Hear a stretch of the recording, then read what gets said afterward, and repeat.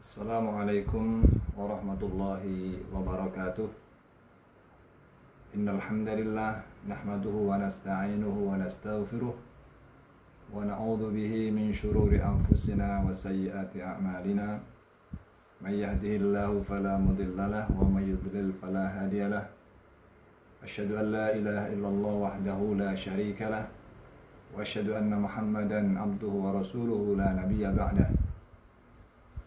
Allahumma salli wa sallim wa barik ala abdika wa rasulika Muhammadin wa ala alihi wa sahbihi ajma'in. Amma ba'du. Para pemirsa yang dirahmati oleh Allah Subhanahu wa taala, kita bertemu kembali dalam channel ini dalam pembahasan tentang mengenal Islam. 2 episode yang lalu kita membicarakan tentang bahwa beragama adalah fitrah manusia yang sudah kita bahas dari tinjauan agama maupun tinjauan ilmu pengetahuan. Maka pada episode kali ini kita akan membicarakan tentang bagaimana mencari agama yang benar. Tentu saja mencari agama yang benar adalah sebuah perjalanan yang mungkin tidak mudah bagi kebanyakan orang. Tapi mencari agama yang benar adalah sebuah kebutuhan agar supaya kita bisa menemukan jalan yang benar, jalan yang tepat dalam rangka mengantarkan kita menuju kebaikan, kebahagiaan termasuk keselamatan kita dalam hidup di dunia maupun di akhirat. Lalu pertanyaannya adalah bagaimana mencari agama yang benar di antara sekian banyak agama yang ada di dunia ini. Sebelum membahas lebih jauh tentang hal itu, mari kita lihat data. Berapa sih sebetulnya jumlah agama atau aliran kepercayaan yang dianut oleh umat manusia di muka bumi ini? Ketika pertanyaan ini coba saya tanyakan kepada ChatGPT menjawab bahwa jumlahnya tidak bisa ditentukan secara pasti dengan beberapa alasan. Yang pertama adalah karena adanya perbedaan mengenai definisi agama. Karena agama itu ternyata bermacam-macam. Ada yang sudah bersifat established, sudah terbentuk dengan berbagai sistemnya. Tapi juga ada yang hanya merupakan kepercayaan lokal yang dianut oleh kelompok tertentu, suku tertentu, di tempat tertentu. Nah, ketika definisi agama itu masih sangat luas dan beragam, itu sulit kemudian dihitung berapa sih sebetulnya jumlah agama plus aliran-aliran kepercayaan dan keyakinan yang dianut oleh umat manusia. Faktor yang kedua adalah banyak aliran-aliran kepercayaan yang dianut oleh suku-suku terpencil atau mungkin masyarakat-masyarakat yang jauh di pedalaman, dan itu keyakinannya bersifat lokal. Keyakinan mereka belum terdokumentasi secara baik sehingga belum bisa diteliti dengan sempurna. Hal yang sama juga terjadi pada sejumlah aliran-aliran spiritual baru di zaman modern ini yang muncul terutama di negara-negara barat yang masih dalam bentuk sangat kecil tetapi juga bermunculan, sehingga apakah aliran-aliran semacam itu juga bisa disebut sebagai agama atau tidak? Inilah yang menjadi persoalan kenapa jumlah agama atau aliran kepercayaan yang dianut oleh umat manusia itu tidak bisa ditentukan secara pasti. Meskipun demikian, kita bisa nyatakan bahwa kalau semuanya itu kita gabungkan, maka cukup banyak bahkan ribuan keyakinan yang diyakini oleh umat manusia terkait hal ini.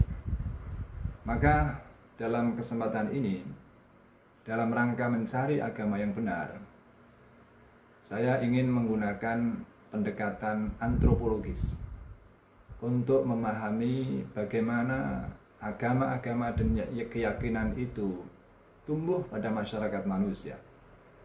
Kita tahu bahwa dalam kajian kemarin, manusia itu pada hakikatnya diberi oleh Allah Subhanahu wa taala fitrah untuk berketuhanan, untuk meyakini adanya Tuhan, dan pada akhirnya untuk beragama.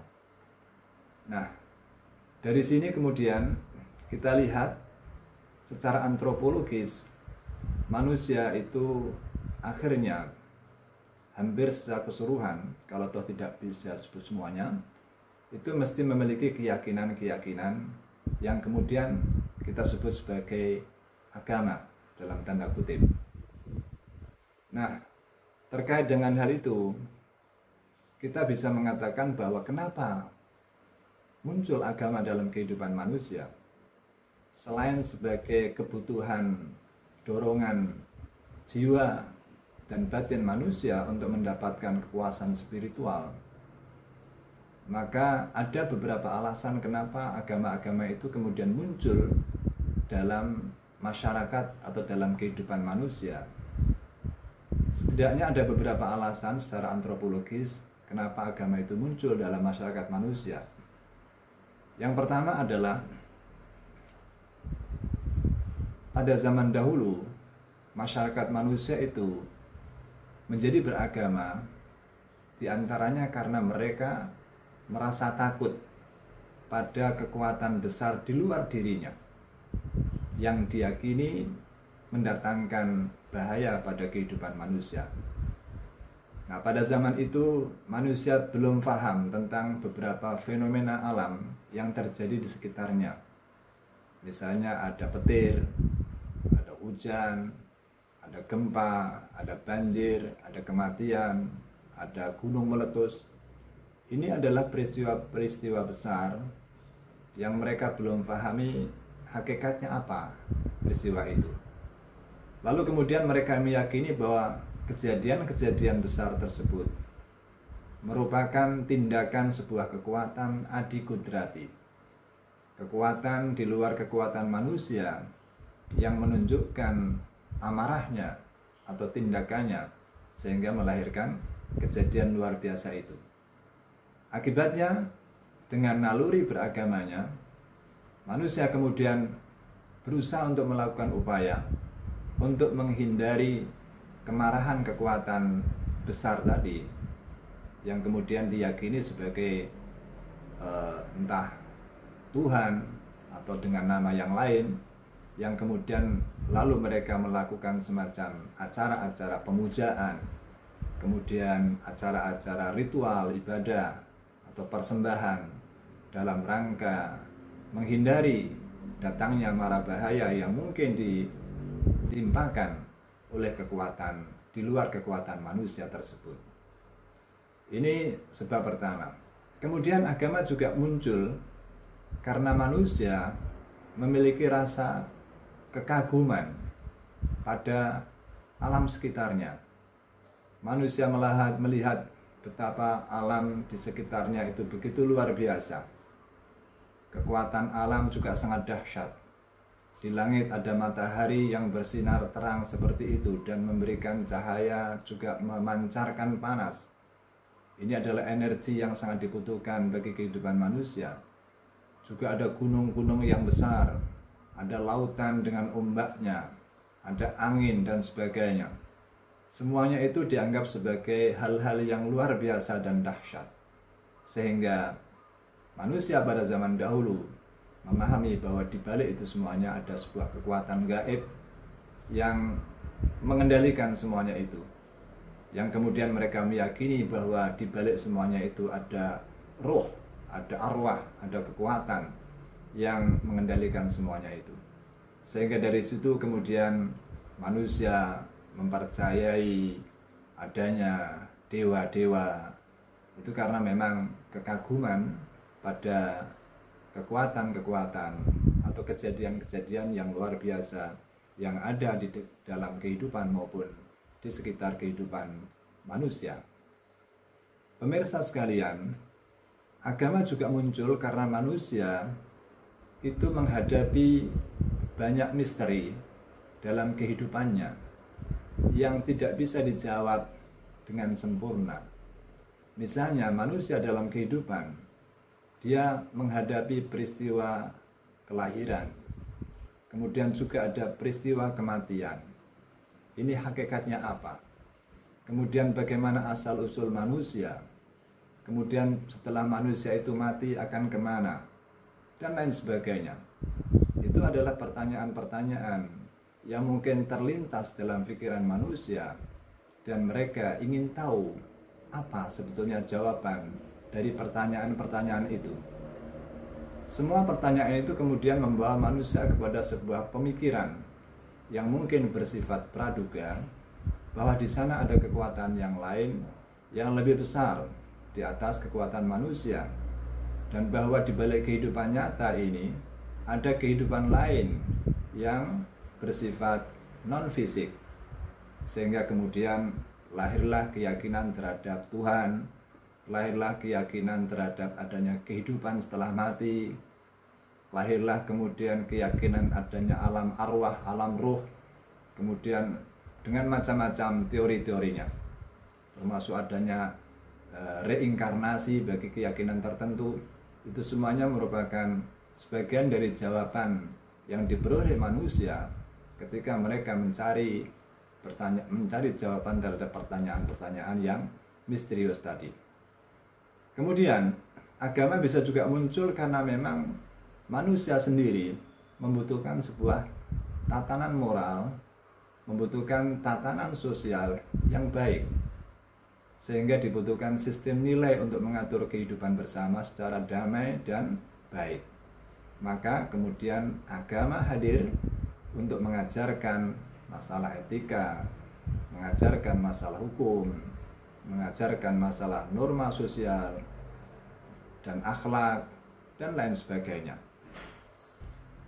Kemudian selain agama muncul sebagai kesadaran kolektif masyarakat, agama juga bisa muncul sebagai hasil pemikiran atau perenungan orang-orang tertentu yang memiliki kualitas spiritual dan intelektual yang relatif lebih baik, sehingga orang-orang semacam ini mampu memberikan semacam pencerahan atau jawaban kepada masyarakat tentang berbagai hal, termasuk tentang masalah-masalah keyakinan, masalah-masalah moralitas, tata kehidupan, dan sebagainya.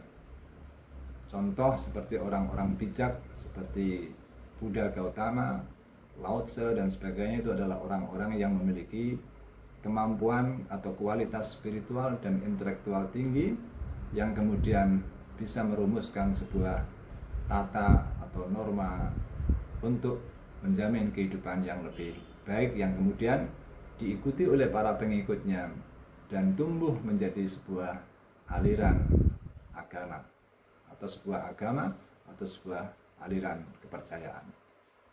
Kemudian selain itu semuanya, agama juga bisa muncul sebagai ajaran Tuhan yang memang diwahyukan kepada para nabi atau rasul yang dipilihnya untuk disampaikan kepada umat manusia. Ini adalah agama-agama yang bersumber pada wahyu, dan yang membawa adalah para nabi-nabi dan rasul yang telah dipilih oleh Tuhan, yakni Allah Subhanahu wa Ta'ala. Hal ini misalnya bisa kita lihat pada agama yang dibawa oleh nabi-nabi yang pernah ada, dan yang terakhir adalah Nabi Muhammad SAW yang membawa agama Islam. Sebelum Muhammad ada Nabi Isa, ada Nabi Zakaria, Nabi Musa, Nabi Harun, Nabi Ibrahim, Nuh, dan sebagainya. Semuanya itu juga adalah nabi-nabi atau rasul yang membawa misi wahyu dari Allah Subhanahu wa taala untuk disampaikan kepada umat manusia.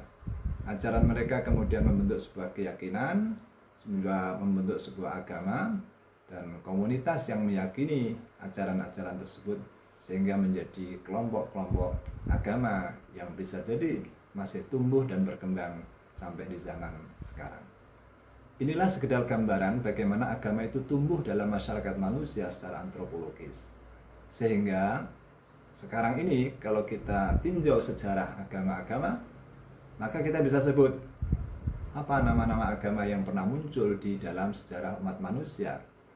Misalnya pada zaman primitif dulu atau zaman prasejarah muncul aliran-aliran kepercayaan, meskipun belum menciptakan sebuah sistem keyakinan yang komplit.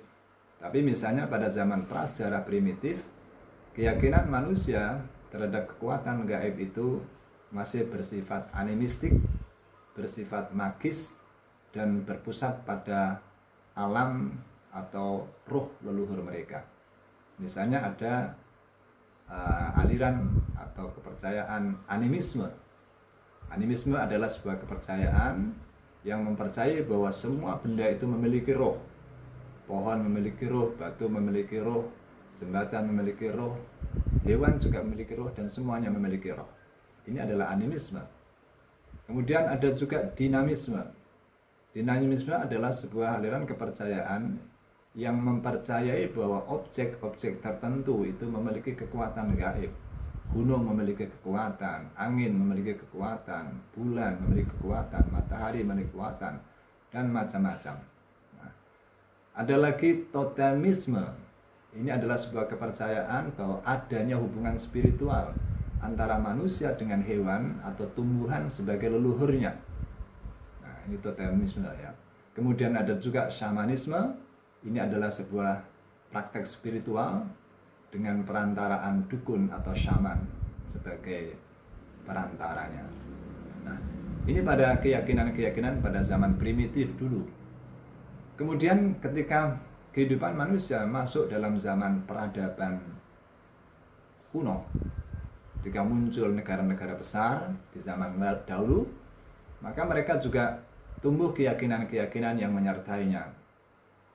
Dan keyakinan keagamaan atau kepercayaan bersamaan dengan tumbuhnya negara-negara besar itu, agama sudah relatif semakin terorganisir dan memiliki kaitan dengan tata kehidupan sosial, dan mereka juga memiliki nama-nama Tuhan yang lebih jelas. Sebuah contoh misalnya masyarakat Mesir kuno dengan kerajaannya Raja Fir'aun dan sebagainya, mereka juga memiliki keyakinan terhadap Tuhan atau dewa. Dewa yang terkenal ada Ra, Osiris, Isis, Anubis. Itu adalah mereka yang mereka sembah. Nama-nama Tuhan yang mereka sembah, yakni di Mesir, zaman Mesir kuno. Kemudian bangsa Sumeria dan Babilonia dengan kerajaan yang terkenal pada zaman itu, mereka juga memiliki keyakinan terhadap dewa-dewa yang mereka sembah, seperti dewa Enlil, dewa Ishtar, dewa Marduk. Ini pada zaman era Sumeria Babilonia. Kemudian pada zaman Yunani kuno juga terkenal ada mitologi Yunani, dan mereka mempercayai adanya dewa Zeus, kemudian dewa Athena, dewa Apollo, dan lain sebagainya. Memasuki zaman Romawi, mereka juga mempercayai adanya dewa-dewa seperti Jupiter, Venus, Mars, dan lain sebagainya. Di Persia, yaitu muncul agama Majusi, atau yang kemudian sering disebut dengan Zoroastrianisme atau Zoroaster, Zarathustra. Ini adalah agama di Persia, wilayah Iran sekarang. Selain itu di India juga muncul agama Hindu. Ya, agama Hindu yang muncul secara tradisional di negara India, dan ini termasuk relatif tua yang sekarang masih ada, dengan menyembah Brahman. Ada Brahman, Brahma, Wisnu, Siwa, dan juga ada Isvara dan dewa-dewa yang lainnya. Kemudian muncul agama Buddha atau Buddhisme yang diajarkan oleh Siddhartha Buddha Gautama. Kemudian ada di Cina Taoisme. Ya, Ini adalah sebuah filosofi atau agama alami yang didirikan oleh Lao Tse. Kemudian ada juga di daratan Cina Konfusianisme. Ini adalah ajaran filsafat etika yang juga mengandung unsur keagamaan. Kemudian di Jepang ada Shinto. Ini adalah kepercayaan masyarakat Jepang yang menyembah kami atau roh suci. Jadi pada era peradaban manusia pada masa tersebut sudah tercipta negara-negara, dan di situ juga disertai adanya keyakinan-keyakinan terhadap Tuhan dan nama-nama Tuhan yang sudah punya nama. Kemudian selain itu ada agama-agama yang bersifat Semitik atau Abrahamik. Ini agama-agama yang bersumber dari wahyu yang disampaikan oleh para nabi atau rasul Allah Subhanahu wa taala kepada nabi-nabinya, yang kemudian masyarakatnya atau kaum nabi-nabi tersebut kemudian menciptakan komunitas atau kelompok dengan nama agama tertentu. Misalnya kalau sekarang kita temukan ada agama Yahudi, itu punya akar dari ajaran yang diajarkan oleh Nabi Musa yang aslinya datang dari Allah Subhanahu wa taala. Begitu juga kalau pada zaman sekarang ada agama Kristen, agama ini juga memiliki akar sumber dari apa yang diajarkan oleh Nabi Isa atau mereka sebut sebagai Yesus, yang itu dalam keyakinan Islam juga seorang nabi yang diutus oleh Allah Subhanahu wa taala. Dan yang ketiga adalah agama Islam yang dibawa oleh Nabi Muhammad Shallallahu alaihi wasallam di tanah Arab.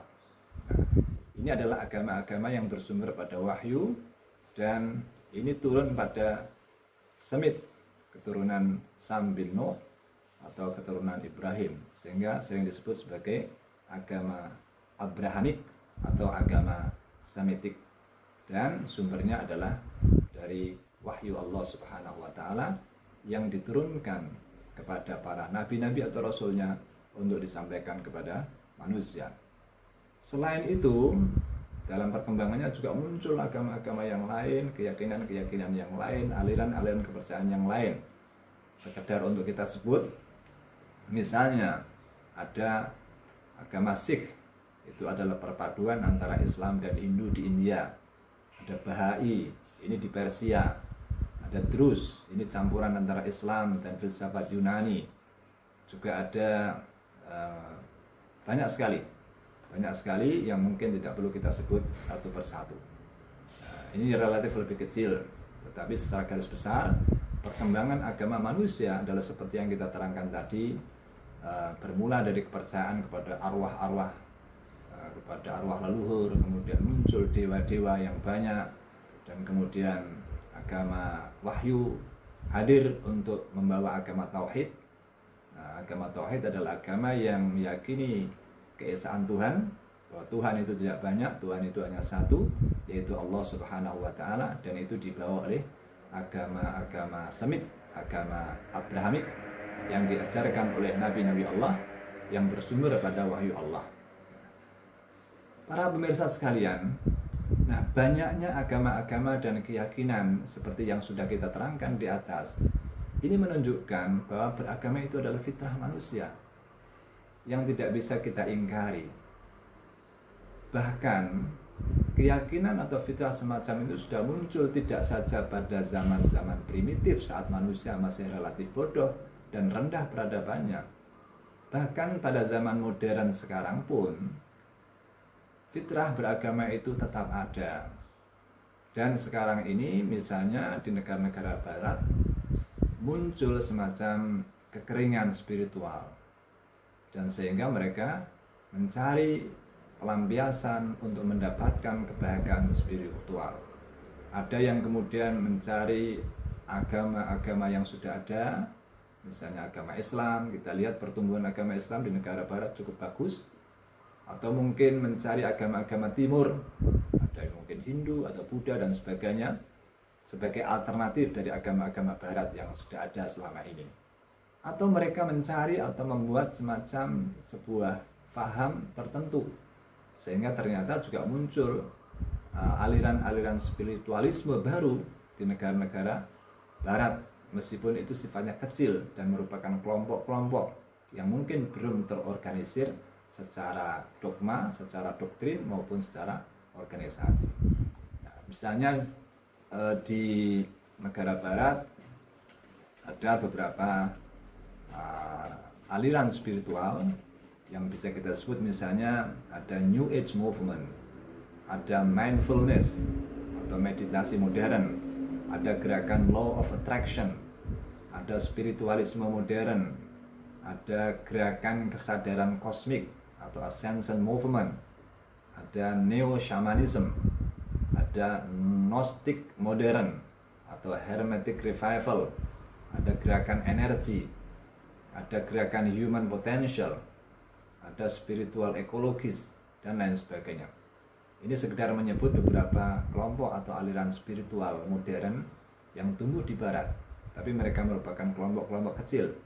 Ini kenapa muncul? Karena mereka mengalami kegersangan spiritual dan mereka mencoba melampiaskan melalui faham-faham atau aliran-aliran spiritualisme yang mungkin mereka ciptakan sendiri dengan berdasarkan ikhtiar mereka sendiri. Ini artinya bahwa beragama itu kapanpun dan dimanapun adalah fitrah yang tidak bisa diingkari oleh manusia. Nah, persoalannya sekarang bagaimana mencari yang benar di antara agama-agama tadi. Nah, mencari agama yang benar memang tidak mudah, karena itu merupakan sebuah proses yang melibatkan eksplorasi, pemahaman tentang berbagai ajaran agama, serta refleksi atas kebenaran yang kemudian diyakininya. Tetapi paling tidak, untuk mencari yang benar di antara agama-agama tadi, ada beberapa pendekatan yang bisa ditempuh oleh manusia atau seseorang yang ingin mencari agama yang benar. Setidaknya saya menawarkan 3 pendekatan, bisa dipilih salah satu, bisa juga salah 2, bisa juga semuanya. Mencari agama yang benar, kita bisa menggunakan pendekatan konten. Kita tahu ketika mencari agama yang benar, kita kan harus mempelajari ajaran agama tersebut. Dan itu mungkin bukan hanya satu agama, tapi juga beberapa agama. Setelah mempelajari, kita harus membandingkan antara satu dengan yang lain. Ini memang tidak mudah, karena mempelajari satu agama saja kadang-kadang tidak selesai, apalagi harus membandingkan dengan yang lain. Kemudian setelah kita bandingkan, setelah kita timbang-timbang berdasarkan hati nurani dan akal pikiran, kemudian kita memilih mana yang boleh sesuai dengan hati nurani dan akal pikiran kita. Kalau sudah pilihan itu kita lakukan, barulah kita amalkan ajarannya sambil terus mempelajari agama tersebut. Itu proses yang harus kita lakukan seandainya kita harus mencari agama yang benar. Nah, pendekatannya yang salah satu adalah bisa dengan pendekatan konten.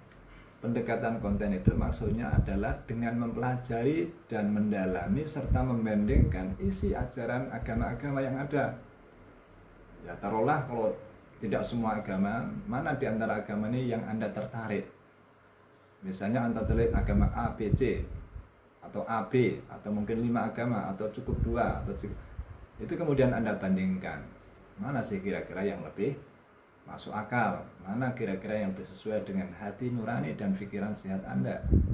Nah, dengan mempelajari konten atau isi dari ajaran agama tersebut, baik menyangkut masalah ketuhanannya, konsep ketuhanannya kayak apa, nah, kemudian bagaimana amal ibadahnya, terus bagaimana sistem hukumnya, bagaimana sistem kehidupan sosialnya, sistem moralnya.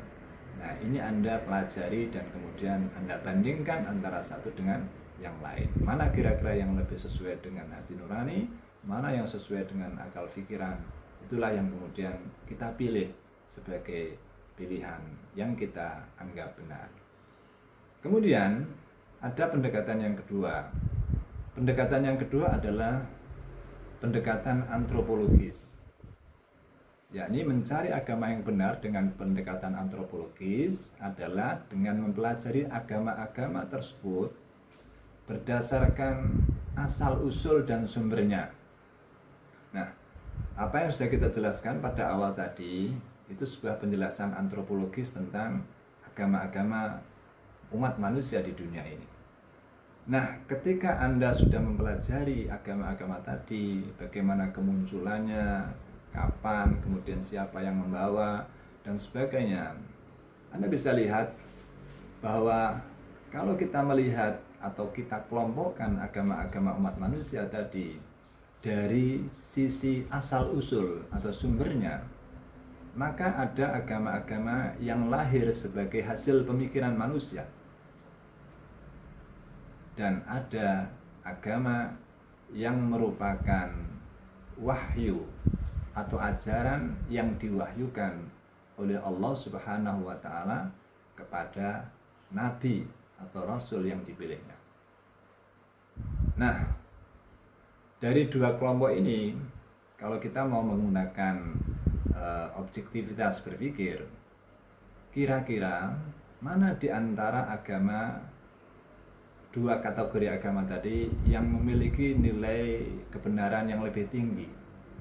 Apakah ajaran agama yang merupakan hasil ikhtiar pemikiran manusia, ataukah yang merupakan ajaran yang diwahyukan oleh Allah, oleh Tuhan, yang diberikan kepada manusia melalui para nabi dan rasulnya? Kalau kita melihat, meskipun manusia itu dibekali oleh Allah Subhanahu wa Ta'ala dengan hati nurani, dengan akal pikiran, tapi kita tetap meyakini bahwa manusia ada kelemahan-kelemahan untuk mencari kebenaran hanya berdasarkan hati nurani dan akal pikirnya. Buktinya apa? Buktinya kita lihat begitu banyak agama yang dibuat manusia. Ini menunjukkan apa? Menunjukkan bahwa manusia tidak sempurna. Tidak ada kesempurnaan pada manusia untuk bisa memahami hakikat kebenaran, apalagi yang menyangkut masalah ketuhanan, menyangkut masalah hakikat kehidupan dan sebagainya. Manusia tetap memiliki keterbatasan, sehingga muncullah bermacam-macam paham keagamaan, aliran kepercayaan. Itu semata-mata karena memang manusia terbatas dalam memahami hal-hal yang bersifat tidak kasat mata, yang bersifat ketuhanan, masalah nilai-nilai kehidupan dan sebagainya. Nah, kemudian beda dengan misalnya jika ajaran itu bersumber dari Sang Pencipta, yaitu Allah Subhanahu wa Ta'ala. Kita bisa yakin bahwa ajaran yang bersumber dari Tuhan, dari Allah Subhanahu wa Ta'ala, itu tentu saja memiliki nilai kebenaran yang lebih tinggi. Bagi seorang muslim, kebenaran itu dari mana? Al-haqqu min rabbika. Kebenaran itu adalah bersumber dari Tuhanmu. Fala takunanna minal mumtarin, maka janganlah kamu menjadi ragu.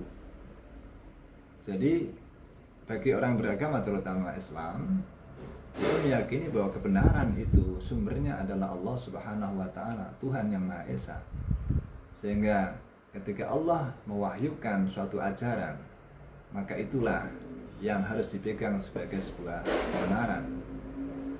Dan dengan begitu, sebuah alternatif pilihan dari kajian antropologis agama-agama ditinjau dari sumbernya atau asal-usulnya, maka kesimpulan sementara berdasarkan pertimbangan ini kita bisa katakan, maka tentu agama-agama yang bersumber dari Tuhan memiliki nilai kebenaran yang lebih baik, yang lebih tinggi daripada agama-agama yang merupakan hasil pemikiran manusia. Nah, kalau kita sudah sepakat dengan kesimpulan sementara ini, untuk mencari agama yang benar tinggal menelusuri di antara agama-agama yang bersumber dari wahyu Allah itu, mana kira-kira yang lebih benar dan yang lebih baik. Nah, di situ kita bisa uji, bisa uji misalnya originalitasnya, otentisitasnya, kemudian konsistensi ajarannya, kemudian juga isi ajarannya. Jadi kalau tadi dalam sejarah agama-agama tadi agama-agama yang bersumber pada wahyu mungkin sekarang bisa kita simpulkan adalah mengerucut pada kelompok mungkin agama Yahudi, Nasrani, dan juga Islam. Nah, dari 3 agama Abrahamik tadi, tinggal kemudian kita bandingkan dari berbagai aspeknya. Misalnya menguji orisinalitas agama itu, apakah betul itu yang diajarkan oleh Nabi dan Rasul pada zaman dahulu.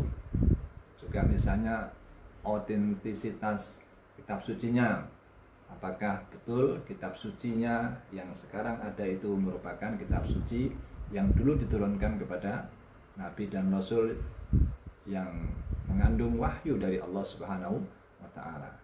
Nah, di sini kita bisa uji. Juga mungkin beberapa ajaran yang ada di dalamnya. Ini kalau kita mau berpikir objektif, mencari kebenaran tanpa ada prasangka atau mungkin keinginan-keinginan yang tidak baik. Nah, dengan begitu, mudah-mudahan kita akan bisa menemukan pilihan yang paling tepat setelah alur berpikir atau pendekatan yang kita gunakan tadi. Jadi pendekatan antropologis, kemudian kita ambil klasifikasi agama-agama itu. Ada agama-agama itu yang memang agama-agama bumi, istilahnya agama-agama yang merupakan hasil produk pemikiran manusia, itu sering disebut sebagai agama bumi atau al-adyan al-wad'iyah atau al-ardiyah.